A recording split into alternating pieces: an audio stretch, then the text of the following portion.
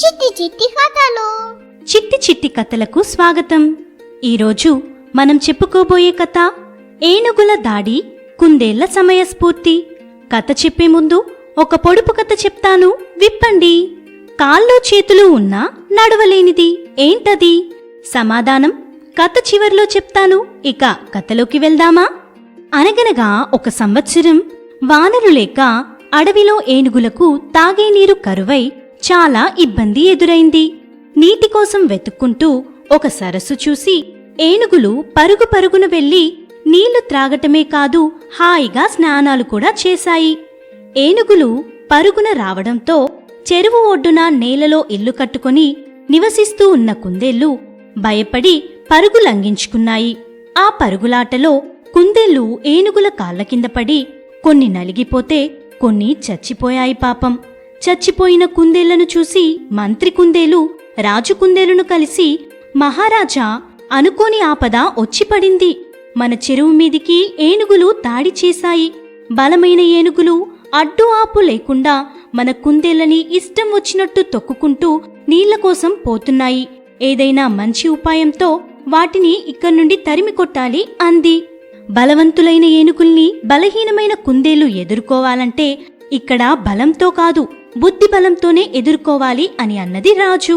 మంత్రి కుందేలు తెలివికి పదును పెట్టి సరిగ్గా ఏనుగులు చెరువు దగ్గరికి వచ్చే సమయానికి అక్కడ ఒక రాయిపైన నిలబడి గట్టిగా ఇలా అంది, ఓ ఏనుగురాజా, నీకో చిన్న మాట. అది విని ఏనుగు ఆగి, నువ్వెవరు నాకు చెప్పడానికి అంది. అప్పుడు ఆ కుందేలు, నేను మామూలు కుందేలును కాను, ఆకాశంలో చంద్రుడు తెలుసు కదా, ఆ చంద్రుడిలో కొలువుండే కుందేలుని. మా రాజు ఆ చంద్రుడే, అతని దూతగా చెప్తున్నా వినండి. ఈ చెరువు మా సామ్రాజ్యంలో ఉంది. ఈ చెరువులో నీళ్లు తాగాలన్నా, అందులో స్నానం చేయాలన్నా మా రాజుగారి అనుమతి మీరు తీసుకోవాలి. కాని మీరు తీసుకోలేదు. పైగా ఎప్పుడు పడితే అప్పుడు వచ్చి నీరు తాగుతూ స్నానం చేస్తూ దారిలోని మా కుందేలను తొక్కి చంపేస్తున్నారు. అది తప్పు. మీరు ఇప్పటి వరకు చేసిందంతా మొదటి తప్పుగా భావించి క్షమిస్తున్నాము. ఇకపై ఇటు వచ్చారంటే మా రాజు మిమ్మల్ని వదలడు. చంద్రుడు మీపై చాలా కోపంగా ఉన్నాడు. ఆ మాటలకి ఏనుగులు భయపడిపోయాయి. మా రాజు చంద్రుడు ఇక్కడికి చీకటి పడుతుండగా వస్తాడు. మీలో మంత్రి వచ్చి స్వయంగా క్షమార్పణ అడిగితే సరిపోతుంది అంది కుందేలు. ఆ ఏనుగులు సరే అని వెళ్ళిపోయి ఆ రోజు చీకటి పడుతుండగా మంత్రి ఏనుగు అక్కడికి వచ్చింది. అప్పటికి చంద్రుడు ఎర్రగా ఉన్నాడు. చెరువు నీళ్లలో చంద్రుడి ప్రతిబింబం చూపించి, మా రాజు ముఖం ఎర్రగా ఉంది అంటే కోపంగానే ఉన్నాడు. ఇలాంటప్పుడు పలకరించడం చాలా ప్రమాదం. చంపేసినా చంపేస్తాడు. ఎందుకొచ్చిన గొడవ? నేను ఆయనతో జాగ్రత్తగా మాట్లాడి మిమ్మల్ని క్షమించమని అడుగుతాను. దూరం నుంచే ఒక నమస్కారం చేసి వెళ్ళిపోండి. మళ్ళీ ఇటువైపు రాకండి అంది కుందేలు.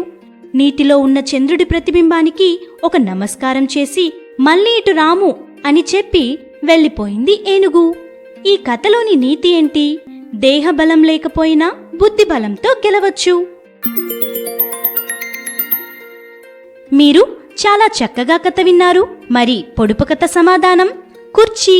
మా ఈ ఛానల్ మీకు నచ్చినట్లయితే లైక్ చేయండి, షేర్ చేయండి, సబ్స్క్రైబ్ చేయండి. మరిన్ని కథల కోసం బెల్ ఐకాన్ని క్లిక్ చేయండి.